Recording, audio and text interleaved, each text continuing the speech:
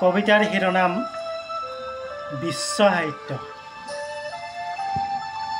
নালাগে স্বদেশ এৰি বিদেশে ঘূৰিব, নালাগে ৰজা ৰাণীৰ কাহিনী ৰচিব। দেশৰ মাটিতে পোৱা ক্ষুদ্ৰ ধূলিকণ, তাৰে গঢ়ি ল'ব পাৰি সুবৰ্ণ ভূষণ। ভঙা প্ৰজাৰ তীৰ্থত যিয়ে কৰিছে শয়ন, তাৰে কাহিনী ৰচা কৰি সুমোহন। অসমীৰ সুখ দুখ হাহন কান্দন, তাতো আছে বিশ্বসুৰ ভাৱৰ বান্ধন। আপোন ভাষাৰ বেদীত বন্তি জ্বলাই, দিব পাৰি জগতত পোহৰ বিলাই।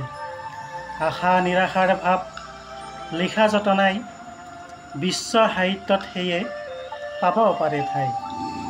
বিশ্বভাৱ জাগি আছে হৃদয়ে সদায়, প্ৰকাশ কৰিবা তাকে সজাই পৰাই। কবি অনন্ত বৰ্মন। কবিতাৰ শিৰোনাম